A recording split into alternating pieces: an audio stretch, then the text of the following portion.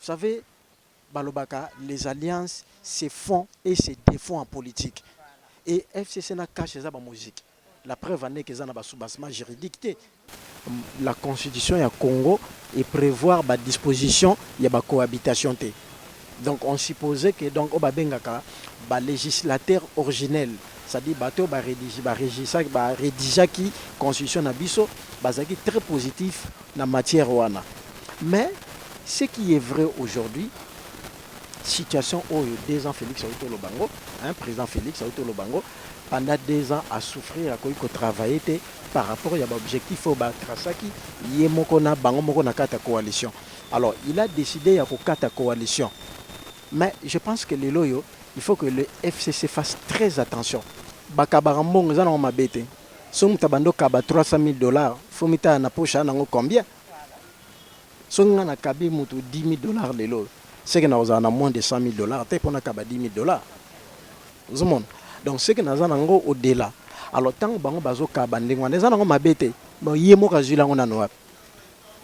Pour te y faire te.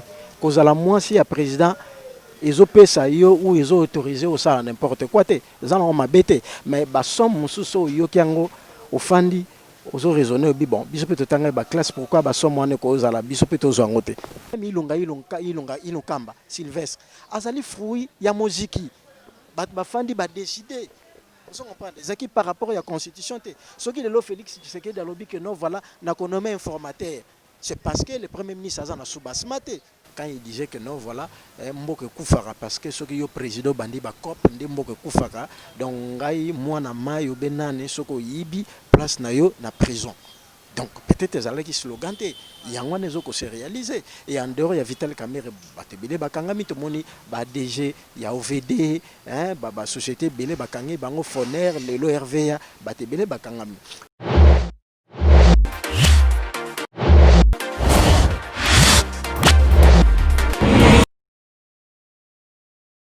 Bonjour chers abonnés, bienvenue dans votre magazine et parlons politique. Voilà, on va essayer de parler politique avec mon invité et mon coach. Voilà, je l'appelle l'interro de la presse, Yves Manzambi, avec moi. Voilà, na yende trobe tamasolo ya politique to lobela moi mingi marambozo le kanambo kanabiso. À qui déjà j'ai dit bonjour.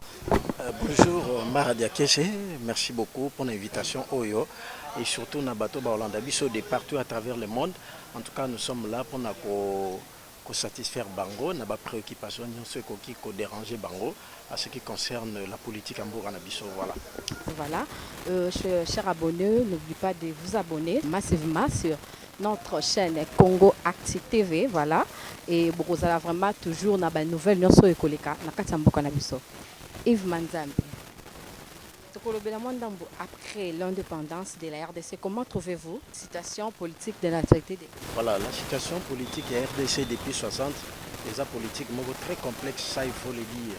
Mboka na biso et connaître différentes mutations politiques où ils allaient caractérisés par le régime où ils succédaient. Donc, dans le régime, il y a Joseph Kasavubu, Joseph Désiré Mobutu, Laurent Désiré Kabila, Joseph Kabila, Suko Félix Antoine Tshisekedi. Alors, les socles, il y a problème dans ces années. Différents régimes où il y a en dehors, il y a Kasavubu, le peut-être Félix Tshisekedi, où il y a les cas, il y a un régime dictatorial. Et le régime est rassuré. Et prévenez tout ça l'élection en 2018, l'élection qui contestée par rapport à la situation politique en Bourg-Nabiso. Donc Félix Azawana, mais il y a ceux qui ne croient pas qu'il a été véritablement élu. Donc c'est ça la difficulté tout ça parfois en Bourg-Nabiso en ce qui concerne la politique de ce pays.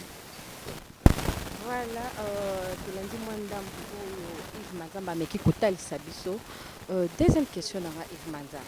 C'est les années 60, les classes politiques de l'époque n'avaient pas réussi à se mobiliser autour d'un mobile politique. Alors, que sera aujourd'hui la cause? Merci beaucoup pour cette question. La division de la classe politique, déjà dans mobilité parce que autour il y a l'objectif à différents régimes où il se succéda. C'est avec l'objectif dictatorial. Peut-être que Félix Tshisekedi encore au début au bango basali na kati ya UDPS on trouve que l'objectif na bango eza un état de droit démocratique. Mais en dehors na ye Félix Tshisekedi ba différents prédécesseurs mais baleka qui dans le régime mais toujours dictatorial. Alors vous savez quand un président de la République ou un chef d'État accède au pouvoir en Afrique, bien souvent ils allaient que bakota kaka pona flatterie pona ko se positionner et ba position ezaka toujours partisane et l'intérêt ya mboka ezaka toujours mis de côté. Alors ça il faut le dire les mboka biso ils ont la difficulté. Pourquoi? Parce que même Félix Tshisekedi a compris parce que bateau bayaki kotravaille na ye bamoneka badéclaration na ye ezalaki baslogan ete soki akoti akota na je na bango babanda kolia bayibaka babomaka maintenant qu'il se rende compte que Tshisekedi peut-être aza na vision de bango te et c'est ainsi komoni lelo badislocation pour division na niveau ya ba-FCC te. Yves Manzambe tobela moke dossier Vital Kamerhe tozomona FCC na cash bazofundana ces arrestations, il y a Vital Kamerhe. Et qu'est-ce que ces arrestations et sa politique? Bon, c'est vrai, surtout zongi na logique il y a ba opinion ya bato. Bato musu ba reconnaître qu'il y a eu détournement. Hein, il y a un bakangeli. Bato musu ba oloba, ils a ba arrestation moko politique. Mais sur le côté na profondeur, tu vas te rendre compte que bato musu so bazolo bela que arrestation des politique, c'est parce que banim ba justifier, hein? Peut-être caméra cause à leader na bino bomoni que ce bakangi biso to se retrouver et ba position na beaucoup plus ça partisane et ba position wana yango te mutu sa ke mboka na biso za malam mboka na biso za na ba difficulté c'est justement pour na ba biloko wana. Vous savez na Brésil président moko brésilien utolongwa Musala elle s'appelle Dilma Rousseff azaki présidente moi si à Brésil. Et il a été accusé de maquillage de comptes publics. Vous savez ce qu'on appelle le maquillage de comptes publics. Maquillage de comptes publics dans le domaine de la fiscalité sur la loi financière. Lorsque Mbongo est alloué dans le secteur Songolom Pakala, yo utilisant na Songolom Pakala, tiango na poche na yote me babengango détournement des deniers publics. Alors, vous imaginez, ce qui balobi que Mbongo moko ya l'État et bimaki na banque centrale au lieu que un objectif est transité côté moko boye, c'est suspect. Pourquoi mbongo wane ko longwa te na place X directement na place Y? Donc transit wana, pourquoi c'est transit? On va dans un pour nous spéculer pour dire n'importe quoi, mais batu bango bayebi quand cet argent ils allaient utiliser. Comment est-ce que ça l'a utilisé? Parce que tout chaque réserve d'échange. Et le lot Vital Kamerhe doit subir peut-être le lot Oyo, la position Oyo comprenait qui était par rapport à Félix Tshisekedi. Quand il disait que non, voilà, Mboke Koufara, parce que ce qui est président Bandi Bakop, Mboke Koufara, donc moi na mayo benane, ce qui yibi, place na yo na prison. Donc peut-être que qui slogan il y a un qui se réalisé et en dehors il y a Vital Kamerhe batebele bakangami to moni ba DG il y a OVD hein ba société belé bakangi bango Foner lelo RVA batebele bakangami. Donc il faut lelo o biso mo ba congolais to pesa chance na mboka na biso pour que mboka na biso et avancer kende liboso parce que ceux qui biso mo to pesi confiance na mboka na biso te mboka na biso aux l'avenir te. Donc, on a vu ce écho à l'avenir, tes fidèles amis, chers abonnés. Et voilà, Yves Manzambe, tout le bel paix. Depuis un certain moment, la présidence Bazoko fait sauter. Ils allaient kaka, Covid-19, tout ils allaient poison dingue tout au Canada. Bon, c'est un peu difficile. Ngai na stade nangai na confirmé que cause à la poison tout Covid-19. Mais c'est un constant. Yo sali constant ngapé. Peut-être que c'est constant, mais il soutenir la présidence de la République. Alors la question est pourquoi Batouandé Kokufa Batumsou Balobi Covid, Batumsou Balobi la poison. Donc c'est peut-être la présidence de la République qui n'a habilité, il y a qu'à répondre à la question. Mais c'est un constant. biso peut aussi constat que ces derniers temps bat bazo kufa soutien la présidence de la République et on se questionne pourquoi lobby bat bakufa ke belé mais bon le roi babaki coronavirus ezana mboga na biso donc nous acceptons que ezalaki na coronavirus mais ce qui est vrai bat bakufa le soutien. Ce qui est vrai, bah, tu vas citer, dit Yves Madame de l'intérieur de la presse. Voilà. Qu'est-ce que sera au juste la cause de la crise de répétition dans la RDC? Cause de la crise, c'est ça.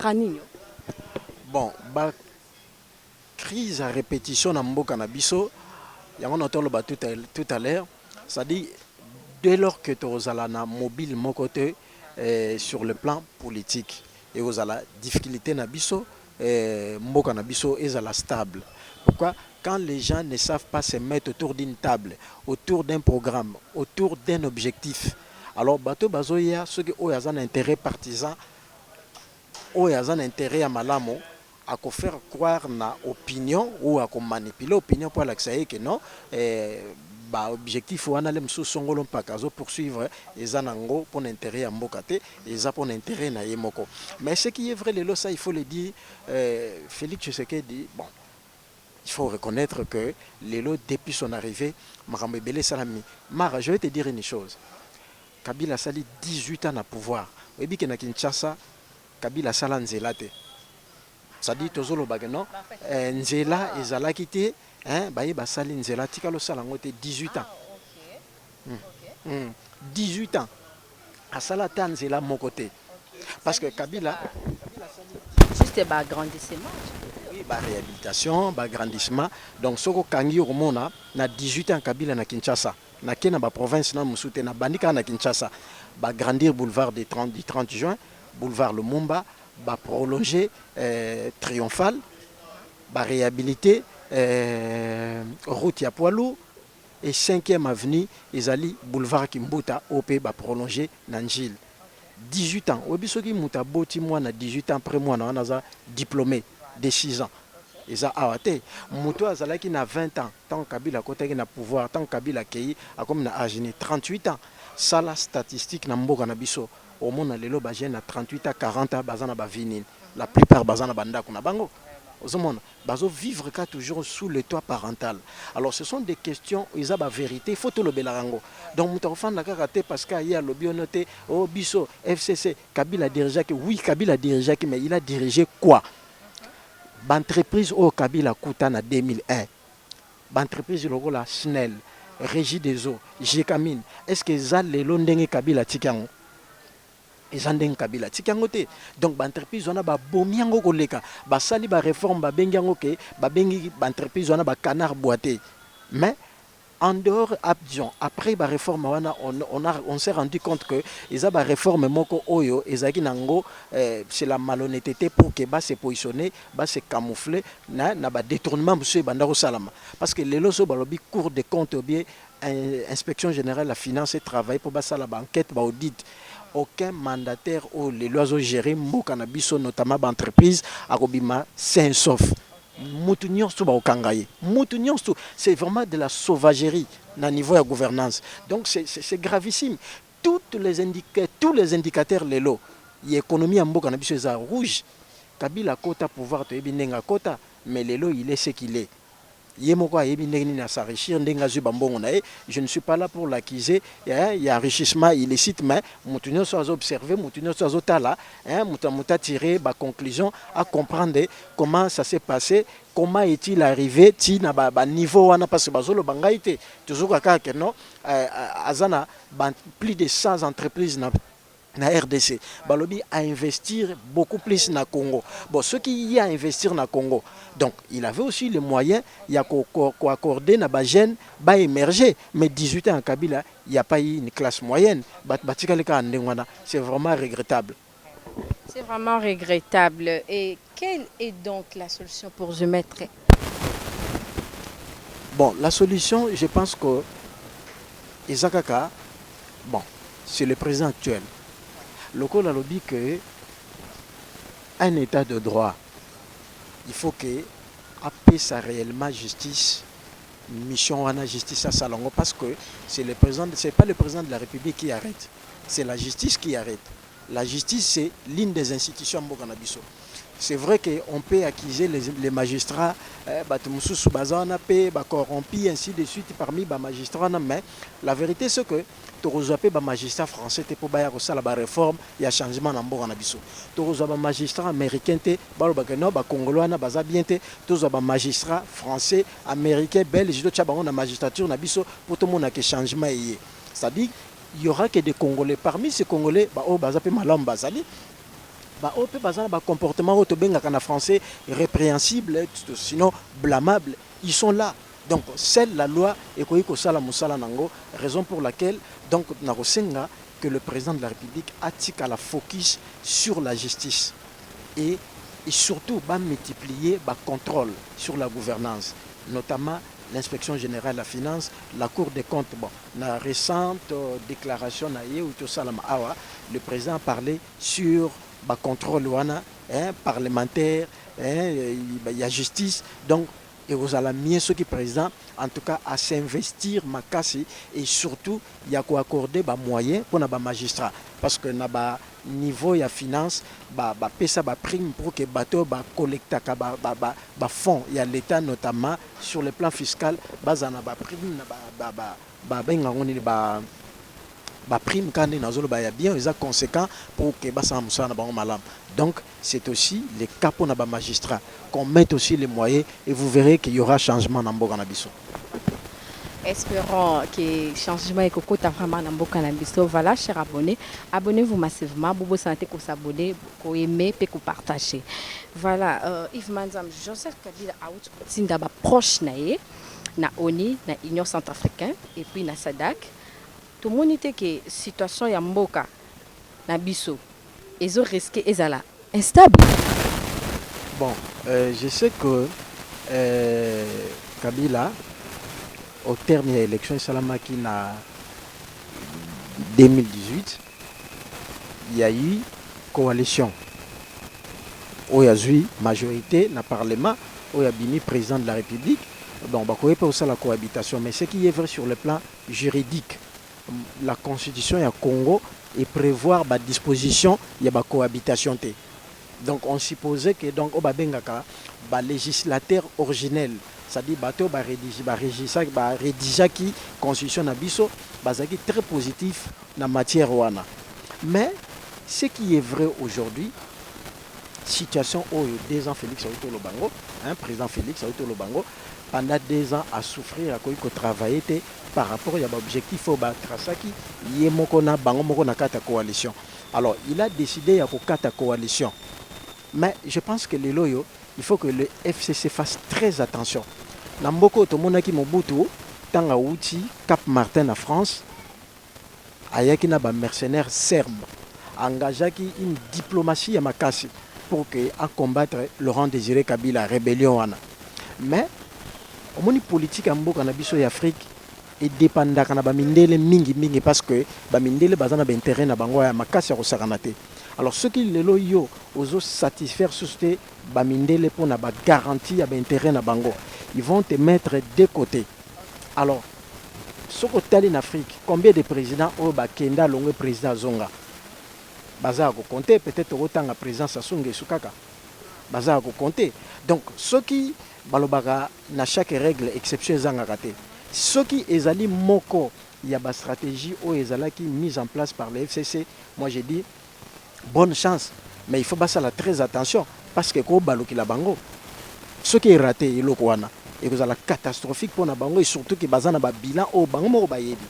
Mais quant à l'ancien président Joseph Kabila, continue à battre na ONU, na SADC, na Union africaine, ils ont mabete, mais il faut savoir que dans le contexte comme nango il est possible lelo oyo balia epe bambongo orobimisa 2 3 4 5 millions de dollars bobimisi yango. Mais ce qui le président actuel a sa volonté pe il y a communauté internationale na peuple congolais. En tout cas, je ne pense pas que mbongo le président Kabila a utiliser ce qui a utiliser yango et ko servir yé. Je ne pense pas. Ça c'est une grosse erreur et vous allez appeler bêtise. Donc bakolia bino kaka bambongo po eso bon ça va opesi bambongo à la fin bayebi biso tokoloba mais bakoloba kaka Tshisekedi bo se réconcilier mais en même temps na se bakoyebisa ye bon kende kaka na position oyo kenango. C'est comme ça la politique. Alors ceux qui ekoyi kozala na solution, moi je demanderais simplement au président Kabila, l'ancien président, d'être prudent, de voir beaucoup plus son avenir. Ata l'avenir Théo, il y a proche, Néhémie, Chadari, ata l'avenir naïe. Ce qui ata l'avenir naïe est causala catastrophique. Et nous savons comment est-ce que le président africain va soukaka après pouvoir. Donc il est très dangereux. Il est très dangereux, voilà. Yves Manzambi, lobby, tout le monde qui est ancienne première dame, Maman Olive Lembe, nous avons coupé sa badon la population. Lélo est commis la très chère, distinguée, l'actuelle première dame Denise Nyakero, nous avons commis coupé sa badon la population. Est-ce que les première dame va payer sa badon la population ou comment? Merci beaucoup pour la question, mais je pense que couper sa don ils ont m'abêté. Mais il faut savoir aussi, bateau bazo pesa badon baozi la bambon wana wapi. C'est ça la grande question. Et la philanthropie, ils ont principe moko ils ont malamu. Nzamba sengi photo salisana, nzamba sengi photo sungana, ndenge balobaka. Mais ko sungana pe faut koyeba ozora bambongo wapi. L'ancienne première dame à Salaki Yango, ils ont mabete. Mais pourquoi kaka ozala kaka le mususu muta osalango faut bazala kaka ancien première dame? C'est la question opposée au Mituni. Mais quant à l'actuelle première dame, la très distinguée Olive et plutôt Denise Nyakeo. Bon, nalandi intervention de Denise Nyakeo, on a moni beaucoup plus à zoko utiliser ba partenaire. À zo ça la plaidoyer à Rokende à Sololi par exemple na batuya PNID, à solliciter l'organisation locale la PNID, à Tikali, Kakawana, à solliciter l'organisation locale IKID, ISAID, et avec Bango, à travailler na Bango, à Kobunda, à militer pour Azwaka, aide en faveur de l'établissement public. Namonaki a Kendaki a mobilisé quelques partenaires qui ont réhabilité centre féminin Maman Mobutu, na 13e rue Limité. C'est quelque chose de bien. Banda ye na monité eloko nini ya sali ya yemoko, hein? Donc oh ya yemoko babi ya Denise Nyakiro na moni yango te. Donc a mobilisé beaucoup plus ba partenaires pour na soutenir ba institution publique. Mais tandis que pour na Maman Olive et ça peut malamu asalaki ba oya ye. Mais ba somme mususu yo kiango hôtel bon la très distinguée première dame, l'ancienne première dame. Ba mbonga banda ozilango wapi. Aza première dame Yves Manzambi, oyo tokotuna te parce que à part cause la première dame aza molongani ya mobali nae azaki na mutu akwa ko soutenir l'ancien président Joseph Kabila. Oyebi bakabarambongo za na mabete. So mutabando kaba $300,000, faut mita na poche nango combien? So ngana kabi mutu $10,000 lelo. C'est que nous avons moins de $100,000, pour nous avons $10,000. Donc, c'est que nous avons au-delà. Alors, tant que nous avons kabanding, nous avons mabete, nous avons dit que pour te y faire, cause à la moins si le président ils ont payé ou ils ont autorisé au ça n'importe quoi, nous avons mabete, mais bah somme sous yo kiango au fandi aux raisonner bon, biso peut tanga ba classe pourquoi bah somme wane cause à la biso peut aux angote. En fait, Yves Manzambi, mobile n'a pas de salaire, donc et cause à la plus possible. Oui, Namboka n'a pas possible parce que l'élo par exemple, aux autres pension, il y a ancien président, ils en ont $670,000. Donc bon, à ce niveau-là, n'a aucun moyen d'engager parce que ceux qui déjà l'ancien président Joseph Kabila Bandorozo pensionné le les a $670,000. En tout cas, c'est que salaire naie, ils ont plus que wana. Donc, ceux qui sont à niveau, bon, ils sont normal, à cause de badon. Mais je pense que badon ming bisoto lingi ou beba fort, bateau bazan la politique, ils ont une influence na bango pour na ko aider mboko kende liboso. O ils ont influence na yo, basali action moko pour na ko aider ba institution mboko kende liboso. Centre féminin Mahamobutu. Hôpital monsieur ezalaka na Kalamu, babenga ngo mabanga. Tout le monde qui première dame accueilli, a mobilisé ba partenaire à yé pour renforcer la capacité. Il y a une banque de sang pour na bano babenga babela ranemi otobenga ba SS. Après si mbongo na été m'a mobilisé bateau ba ONG et parce que ba yebike aliara bien afin na ndako moto azana moi moyen so ba pesi mbongo ko yi ba pété. Biso ba opeso ba pesi mbongo le musu $300,000 okopesa le mususu $30,000, $270,000 au tien na poche. Donc voilà donc ce qu'on peut dire. Yves Manzambe, tu as sur ce discours, il y a chef de l'État. Chef de l'État a quoi ce gouvernement par rapport à Yawana au Kokolobani. Bon, chef de l'État quoi ce gouvernement. Bon, tout qui est notre bon, tout spéculé parce que à ça lobby déjà. Tous en est l'autre spéculé parce que tout est clair et clean. Le président de la République a quoi ici gouvernement. Bon, à ça là qui bilan avant l'Oba, dimanche, à Prométhaki qui après consultation que l'Oba a lobby à Koukaï Koloba. Yemoko Mtazali mieux placé à juger l'opportunité ou la nécessité en tant que chef de l'État, garant il y a bon fonctionnement, il y a institution. Mais il faut le dire, moi je ne suis pas soutenir le chef de l'État, mais je soutiens sa politique. Je trouve qu'il a la volonté. Tout à l'heure, Lelo Oyo, Kabila Sali, 18 ans à pouvoir, à Tongi à Tanzera na Kinshasa. Mais Félix Aye, tout le monde va réhabiter route à l'université. Va réhabiter Sao. Va réhabiter Bokase, ça là 16 ans. Va réhabiter Avenue du Commerce. Va réhabiliter Elengesa. Lelo bazo continuer Elengesa, ils ont qu'un bypass na commune à Mongafula. Lelo Avenue qui coûte. Bato baibaki Mombele, frontière Mombele, Ngaba, foire. Ya Kinshasa foire internationale lelo nzela na bazo salango lelo po matete po kenetiki senso na balemba yumbu nzela wana ya ce que babenga ngo je crois liberté soki nini yango wana na bosani kombo lelo bazo salango lelo soko ke na lutendele eza na nzela ya goudron chaussée bazo sala tika zangulo na 2 ans na lobeli so de moutonte na lobeli babiloko mususu te na koyi kolobe.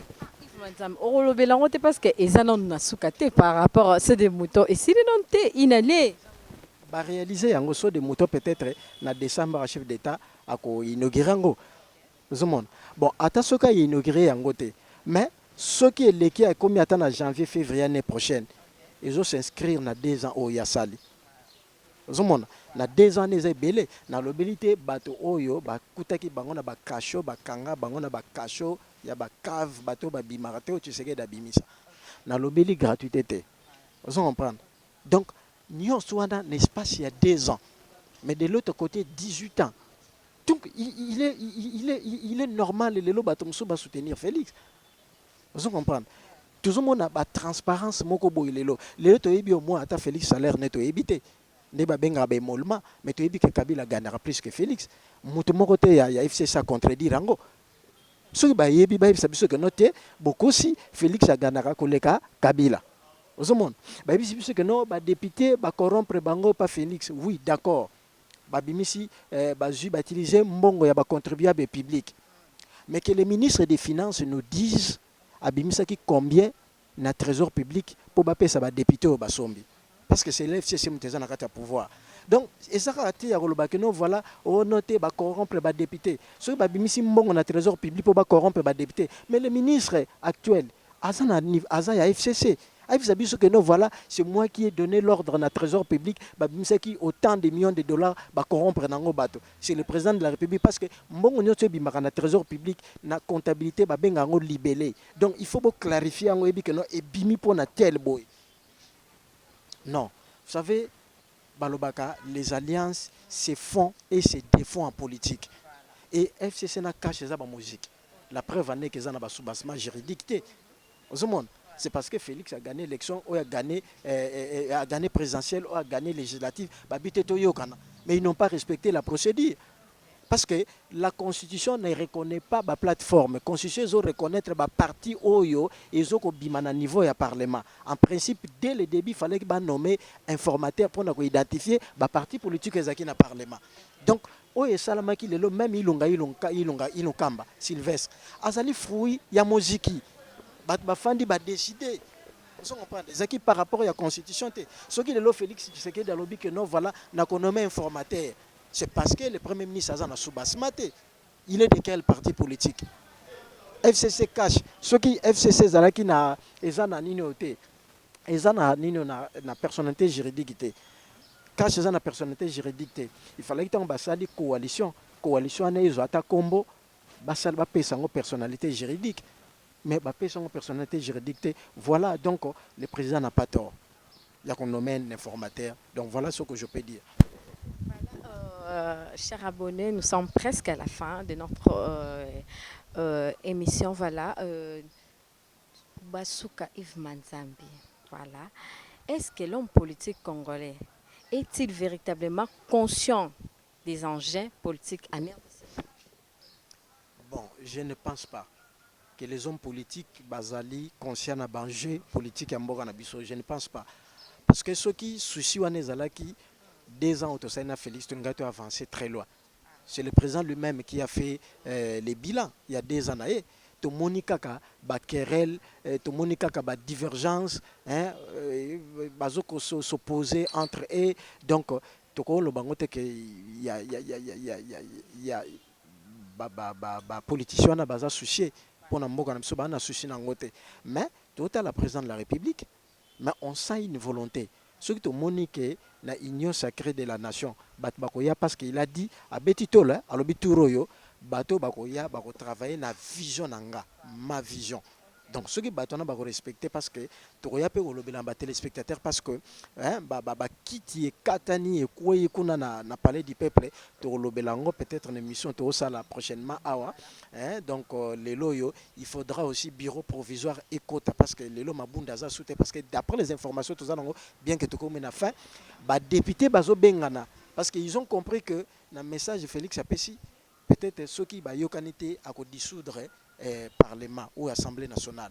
Mais tu as dit que les députés ont besoin, d'après l'information, tu as des sources, des journalistes, besoin de crédit à 50 à 100 000 dollars dans la banque. Les lots oyo ba décision sango, mais ceux qui les lots oyo ba décider batikala loyal na Kabila et que ceux qui Félix a dissoudre banque et yebi dissolution te ba Hollanda bango ba okanga bango. Donc je crois que ba ozaka un intérêt ya ko basculer et à ce niveau-là nazomona Kabila te ya ko convaincre ba député ba fan de la je ne pense pas. Je ne pense pas. Voilà, et ma téléspectateurs, chers abonnés, voilà, nous sommes déjà à la fin. Yves Manzam, on de la fin par rapport au Tochulobilan, na émission na bis. Mot de la fin c'est que biso to ozala kaka wana. Ceux qui ont mabe zali to lobelango eza mabe. Ceux qui a malam to loba malam. Ceux qui président sali malam to leka to loba to kumisi to lobi iloka malam yango parce que to lingi mboke bonga. So pe président sali mabe to ba non monsieur le président son excellence o yangote ekei malamu te parce que d'ailleurs yemuku ta lingi état de droit wana. Ozomona ça des liberté d'opinion et d'expression. Les lots tozoloba ça va quand même lobi to ko loba raté na ba presso donc les lots ça va quand même donc nous serons là. Nabi ke batum so mona ate ba taxer mais ngata o taxer ngai soki opinion ngai ezali pour le bien-être bateau donc ato o pesinga étiquette et le belange lokote parce que lobiso na moni mabe na ko yapeka ko loba que non mabe ezali donc voilà. Voilà, chers abonnés, nous sommes déjà à la fin de notre émission. Voilà, Ezaki Otwandakosala, analyse par rapport à Ozuli Kanambo Kanabiso. Voilà, je ne peux pas dire saluer maître avocat, mon maître avocat, voilà, depuis Paris, maître Joseph. Je te salue déjà. Voilà, d'abord, nous sommes à Ebinga, de gros bisous à vous. Voilà, nous sommes déjà à la fin de notre émission et on se retrouve à la prochaine.